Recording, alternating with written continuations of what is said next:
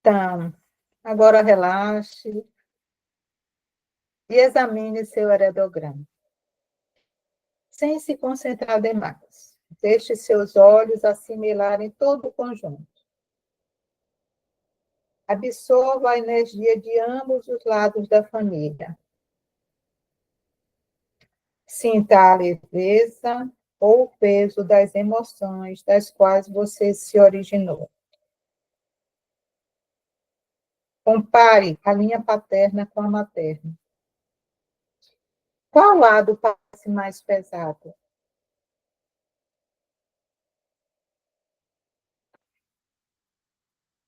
Qual lado tem uma sensação de sobrecarga? Analise os eventos traumáticos. Quem sofreu com a fatalidade mais grave? Quem teve a vida mais difícil? Como os outros parentes se sentiram em relação a essa pessoa? Sobre quem ou o que raramente falavam? Não se preocupe se as informações estiverem incompletas. Deixe que os pensamentos, sentimentos e sensações corporais o conduzam. O que é que está acontecendo no corpo de cada um de vocês agora, olhando para o sistema paterno e materno? Escreva a sua sensação corporal. Tem peso, tem leveza.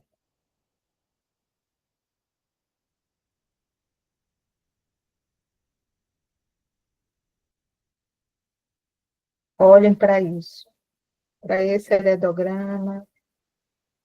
E agora, fale sua sentença central em voz alta.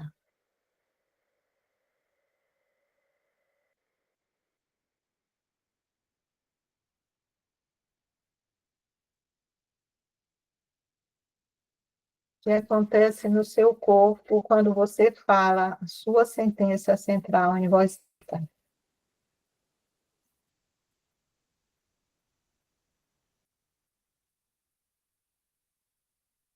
E aí o autor pergunta: quem na família teria compartilhado um sentimento semelhante?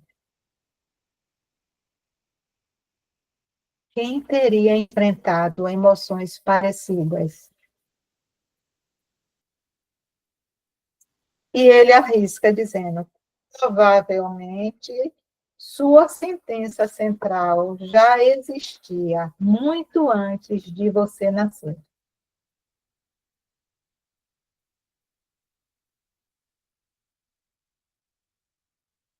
E aí ele traz o exemplo de Carole, cuja sentença central se originou na avó. Desde os 11 anos, ela tinha sobrepeso. Quando adulta, oscilava em torno de 136 quilos, atingindo seu peso máximo aos 38 anos. Carole teve poucos relacionamentos e nunca se casou. Ela relatou que se sentia reprimida e sufocada por seu peso e traída por seu corpo. De imediato, ouvimos sua linguagem central clamando para ser decifrada, como se algo na família buscasse uma solução. Com o conhecimento sobre a linguagem central, elaboramos as perguntas transicionais. Quem na família se sentiu traído pelo corpo? Traído, traída. Quem se sentiu reprimido, reprimida e sufocado, sufocada? Carol explicou. Eu me desenvolvi muito antes das outras meninas. Fiquei menstruada aos 11 anos. E desde então, passei a odiar meu corpo. Senti que ele tinha me traído ao se desenvolver tão cedo. Foi quando comecei a engordar. Então, ela traz um ponto. quando ela começou a menstruar. E, há algum tempo, a menstruação, quando a menina menstruava, era um sinal da adulteza. Ela poderia casar e engravidar. Então, aí já faz a questão menstruação, casamento, gravidez. E ela diz que se sentiu traída por seu corpo se desenvolver tão cedo. A curiosa ideia de se sentir traída pelo seu corpo se repetiu com um novo indício. Carole sentiu que ele a tinha traído ao se transformar em um corpo de adulto, que agora poderia gerar uma vida em seu útero. Ao acrescentar essa informação à equação, mais perguntas transicionais surgiram. Qual adulta na família se sentiu traída por seu útero? Que fatalidade poderia acometer Carole se ela se tornasse adulta ou ficasse grávida? Todas as perguntas acertaram em cheio. Só não sabíamos ainda. Adicionamos seu pior medo à equação. Ficarei sozinha, isolada e me sentindo sufocada por seu peso. Carole estava prestes a transformar seu pior medo em realidade. Agora vamos juntar, né, todas as peças e investigar o mapa da linguagem central de Carole. Lembre-se de que a angústia começou quando seu útero se tornou fértil, ou seja, na menstruação, né? A seguir, estão as palavras empregadas para formar seu mapa da linguagem central. Reclamação central de Carole. Eu me sinto reprimida e sufocada pelo meu peso. Eu me sinto traída pelo meu corpo. Aí era a reclamação. A sentença central de Carole. Ficarei sozinha. Perguntas transicionais de Carole. As perguntas transicionais que ajudaram Carole a fazer a ligação entre o trauma familiar e seu peso foram: quem na família se sentiu traída pelo corpo? Quem se sentiu reprimida? Quem se sentiu sufocada? Qual adulta na família se sentiu traída por seu útero? Que fatalidade acometeu uma grávida? Quem se sentiu sozinha? Trauma central de Carole. Analisemos o trauma central, o evento traumático, a tragédia familiar não resolvida. A avó teve 3 filhos, 2 meninos e a mãe de Carole. Durante o parto, os 2 meninos ficaram sufocados no canal vaginal. E, como consequência da privação de oxigênio, tiveram sequelas mentais. Eles moravam no porão da casa dos pais, na zona rural de Kentucky. Por 50 anos, a avó teve uma vida pesarosa e vazia. Embora nunca tenha sido pronunciada, é evidente que a sentença "eu me sinto traída pelo meu corpo" pertencia à avó. O corpo dela sufocou os bebês. Ela vivia sozinha, envolta em dor e culpa. Os 2 meninos foram sufocados pelo peso que os pressionava. Também viviam sozinhos, no porão, isolados do mundo exterior. A mãe de Carole também se sentiu sozinha durante a infância, descrevendo a mãe como fisicamente presente, mas emocionalmente distante. Sem querer, a linguagem central e o corpo de Carole haviam contado toda a história. Reavaliemos a situação.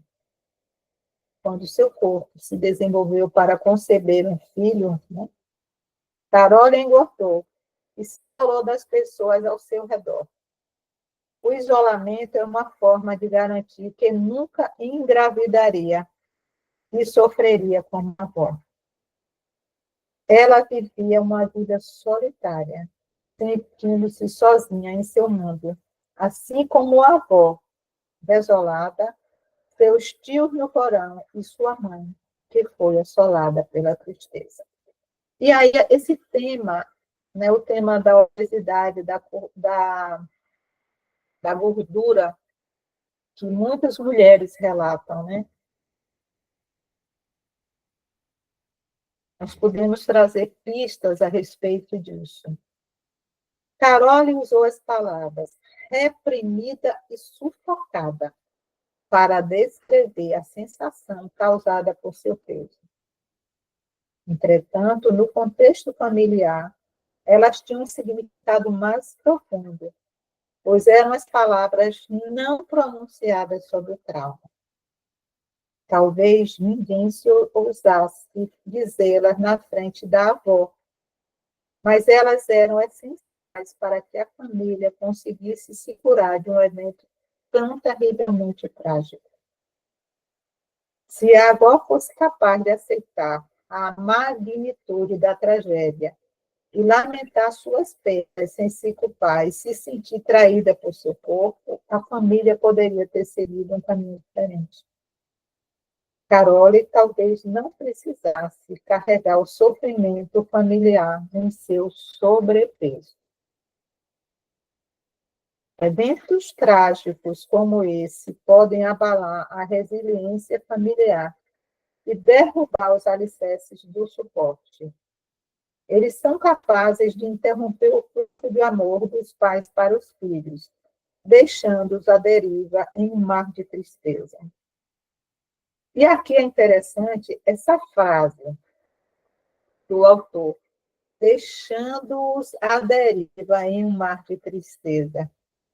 De que essa frase do autor, ele revela aqui uma, né, deixando quem no sistema dele ficou à deriva no mar de tristeza. Então, se a gente começar a pensar, né, as frases, as palavras, a gente encontra aqui, né, algo do autor. Assim como acontece com a maioria de nós, Carole nunca imaginou que carregava o sofrimento de sua história familiar. Ela pensava que a fonte do sofrimento estava em seu interior, que havia uma falha em sua essência. Ao compreender que a sensação de ter ser traída por seu corpo era da avó e não dela, Carole tomou o caminho para a liberdade. Ao reconhecer que absorvia o sofrimento familiar no lugar dos tios e da mãe, todo o seu corpo começou a tremer. E é o que nós falamos, né, na terapia corporal. Houve uma descarga. Aquele peso que ela vai trazendo, ela começa a tremer, liberando, e traz uma sensação de abertura, quando acontece uma integração. Então, quando nós trabalhamos com a constelação familiar, quando nós relatamos, né, quando tem uma integração, quando eu compreendo o que acontece, vem o tremor e vem essa sensação de abertura no peito, né? O peso emocional diminuiu, permitindo-nos adentrar os lugares interiores que há muito tempo estavam fechados. Não demorou para que Carole adquirisse uma consciência física de seu corpo, o que lhe possibilitou diferentes escolhas de estilo de vida. Por meio da linguagem central de Carole, cura familiar foi iniciada. Ou seja, quando aparece um buscador na família, né, a cura se inicia. Proporcionando uma solução para o que estava pendente. Em outras palavras, seu sofrimento foi a manifestação que possibilitou a cura da difícil tragédia familiar. Era como se a dor da família clamasse por cura e resolução, e as palavras do corpo de Carol lhe mostrassem o caminho. Então, vamos refletir agora nesse último parágrafo. De maneira semelhante, seu mapa da linguagem central pode guiá-lo em uma jornada de cura. Ao compreender o vínculo com a sua história familiar, a última etapa restante é reabsorver descobertas. O não dito ou o invisível, que nós chamamos na constelação de familiar de os segredos, né, da família, provavelmente estão nas sombras da autoconsciência. Após fazer a ligação, o que antes estava oculto pode se tornar uma oportunidade de cura. Às vezes, as novas imagens requerem cuidado e atenção, para que possamos integrá-las por completo e não entrar novamente no trauma. Então, essas imagens que surgem é para que nós possamos integrá-las. Às vezes, as novas imagens requerem cuidado e atenção para que possamos integrá-las por completo. No próximo capítulo, realizaremos exercícios e aprenderemos práticas e sentenças que fortalecerão essas imagens, proporcionando maior plenitude e liberdade. Então, nessas primeiras partes foram as ferramentas das descobertas, né? E depois nós vamos para a parte 3, os caminhos para a reconexão. Mas eu gostaria de trazer algumas coisas.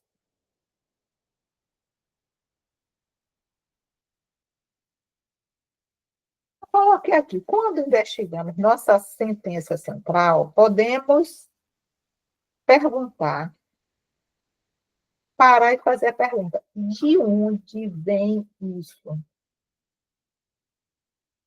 E diante de tudo que nós aprendemos aqui, desse conhecimento adquirido através dessa leitura, muitos aqui se apegavam a uma sentença central como se fosse algo nosso, né?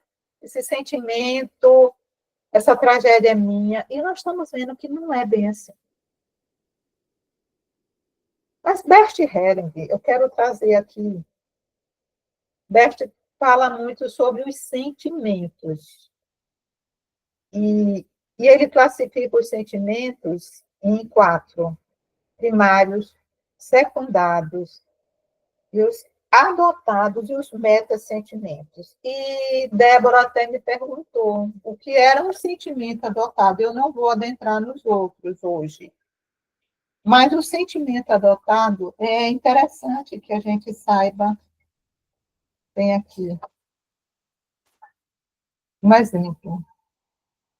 Aqui está, é um exemplo do livro A Simetria Oculta do Amor, página 105.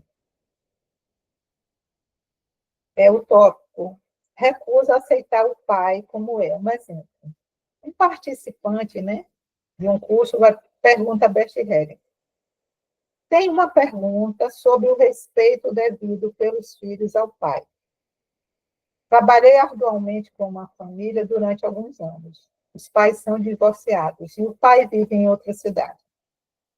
Os filhos o rejeitam com um forte ódio, porque ele vivia aterrorizando a sua mãe. Viram-no espancá-la em diversas ocasiões. Descobriram também que ele molestara sexualmente crianças de escola. O homem se esforçou sinceramente para mudar e tentou com frequência estabelecer contato com eles, achando que a reconciliação talvez fosse possível. Escreveu-lhes, mandou presentes, mas os filhos não querem nada com o pai. Chegam a rasgar suas fotos do álbum de família. E Helling pergunta, que idade têm esses filhos? participante, de 10 a 18 anos. Vivem todos com a mãe e dizem que não querem nunca mais ver o pai. Helen diz assim, certo. Em primeiro lugar, o ódio que sentem, né, o ódio que essas crianças sentem pelo pai, é provavelmente da mãe, não deles próprios. É forte demais para ser ódio de crianças. Mas o fato de assumirem o ódio da mãe não os isenta de suas consequências. Compreendemos de uma vez por todas, tudo que fazemos traz consequências para nós e para os nossos filhos também.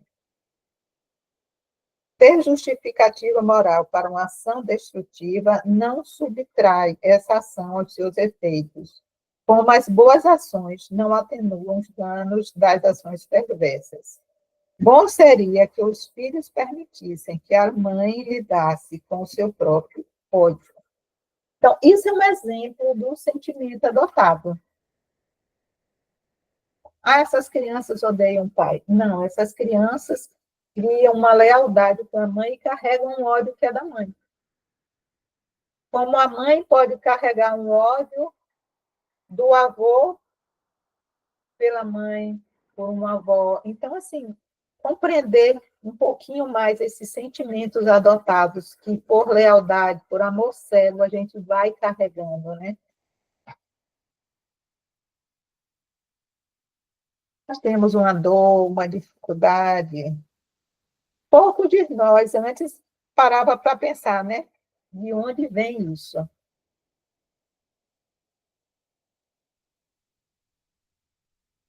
Por que isso está estabelecido dessa forma? Por que eu vivo dessa forma? Com esse sintoma, com essa dor? O que acontece comigo?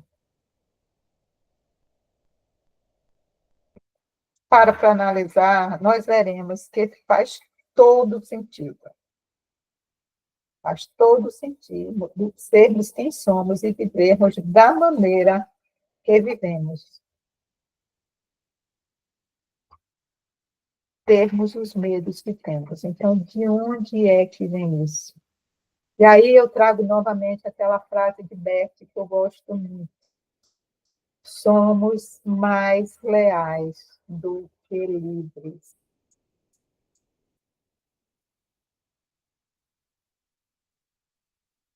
Então, quem quer compartilhar agora, quem descobriu o seu tema central, não precisa assim, contar a história, mas assim, eu percebi que veio mais do sistema materno, do sistema paterno, porque a Carole, vocês viram como Carole carregou o sintoma de todo mundo, gente. Sintoma da avó, da mãe, dos tios. O corpo dela trouxe tudo isso, né? A reclamação e a sentença central. E eu vou pedir que vocês aproveitem, né? E vão aprofundando esse exercício. Alguém gostaria de compartilhar alguma coisa? Pode abrir o microfone. Veio mais do lado paterno ou do lado materno?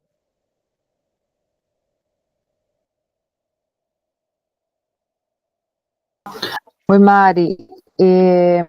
Eu fiz e a minha veio do lado paterno. Minha avó paterna, junto com a mãe dela e a avó dela, né? Foram todas viúvas e a bisa, a Trisa, a bisa foram viúvas. Minha avó não foi viúva, mas fui criada por ela e me ensinou algumas coisas aí sobre a vida. Ela dizia: estuda, não casa, seja livre, independente. No meu inconsciente, eu fiz, né? O meu medo seria de ficar sem dinheiro, então tem muito sentido. E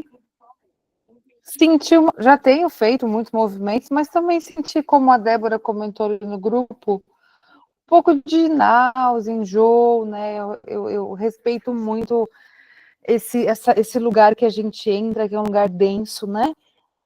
lá de trás. Então, você vê, são percepções que a gente vai tendo também no corpo, o corpo liberando, porque pode ser que a gente libere aqui, mas o corpo ainda precisa. A liberação é daqui para baixo. Daqui para cima a gente, já liberei, mas é o corpo, por isso que eu pergunto tanto pelo corpo. Então, colocar seus pés no chão, olhar para isso, né? E hoje apenas dizer, minhas queridas ancestrais, me olhem com carinho, me abençoem, se eu faço um pouquinho diferente. E se eu fizer um pouquinho diferente do que vocês, eu não sou melhor nem pior do que vocês. Eu só estou tendo uma oportunidade de fazer um pouco diferente. Então, a gente baixa a cabeça, honrando toda a história dessa ancestralidade que viveu tudo isso, e pede essa permissão para fazer um pouco diferente. Eu não sou melhor. E se eu fizer um pouquinho diferente, eu faço por mim e por todas vocês. Se alegrem comigo. Me abençoe. Então, isso é o pouquinho, quando a gente fala um pouquinho diferente, é para a gente vir de um lugar de humildade, da nossa pequeneza, diante de tudo que essas mulheres viveram. Né? E quando mesmo quando eu estou pronunciando essas palavras para o sistema de Patrícia, eu sinto eu sinto uma conexão tão grande com a minha ancestralidade, com essa permissão, sabe, da humildade de baixar a cabeça, tudo que vocês viveram, não foi em vão. Se alegre comigo, quando eu faço um pouquinho diferente. Eu não preciso repetir tudo isso. Mas eu posso amar vocês e honrar vocês por outras coisas que não sejam através dessa dor, desse sofrimento. E percebam quanta força essas mulheres tinham, né? Então, eu vou honrar vocês por outras coisas, mas nosso amor cego quer repetir a dor. Então, essa é uma das maneiras da gente poder já ir liberando. Como é isso, Patrícia, quando você repete essas frases internamente, né? Porque meu coração está quentinho, eu sinto meu útero aqui tão... Exatamente, inclusive o útero, porque eu li ali quando você falou do útero, né? Essa questão do gerar, enfim, é uma coisa que você sabe que eu também estou nesse caminho. E quando você diz de não repetir, né, de fazer um pouquinho diferente, eu consegui, graças a todos os nossos movimentos, a honrar o masculino, que era o que não era feito lá atrás. Então, mas ainda assim tem descarga. Deixa a descarga acontecer, meu amor. Mas é bom demais. Porque depois da tempestade vem a bonança, depois da descarga vem a esperança. Então, deixa. Confia no corpo de cada um de vocês. O velho sábio, o mestre sábio, antigo, o nosso corpo. Então, a gente sente meu útero aqui, chega a estar gostoso aqui, sabe? Quentinho. E honrar minhas ancestrais, essas mulheres, né? De uma maneira diferente. Me olhem com carinho se eu olho para o masculino com amor. Se eu integro o masculino. Então, a gente vai pedindo permissão com humildade. Então, essa é a grande cura, essa integração. Integrar todos os que foram excluídos. Né? Esses homens que partiram cedo, essas mulheres que ficaram viúvas na dor desse masculino. Então, a gente vai só honrando e abrindo esse espaço no coração. E aí, nosso coração, né? Essa abertura, gente. Eu acho que vocês conseguem sentir como eu sinto, né? Como isso no meu corpo, né? Essa respiração. E é nessa respiração, nesse respeito à nossa ancestralidade, a tudo que elas viveram, com a permissão,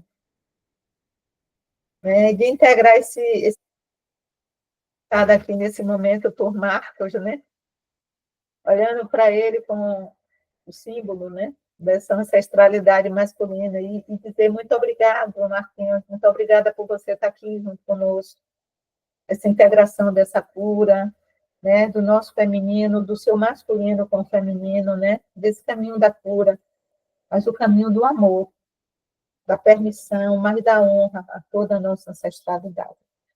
Então, gente, na próxima terça, o capítulo 10 é um capítulo grande. Então, eu peço a vocês que leiam o capítulo, porque para que a gente não precise ler todo o capítulo, mas que a gente possa trazer o que tem de mais importante para que a gente vá caminhando na nossa leitura. Olhem o exercício que vocês fizeram hoje, e muita gratidão, Patrícia, gratidão por ter aberto o seu sistema para que nosso coração pudesse também se abrir, né? Então, gente, muito, muito grata por esse momento, né, de cura conjunta.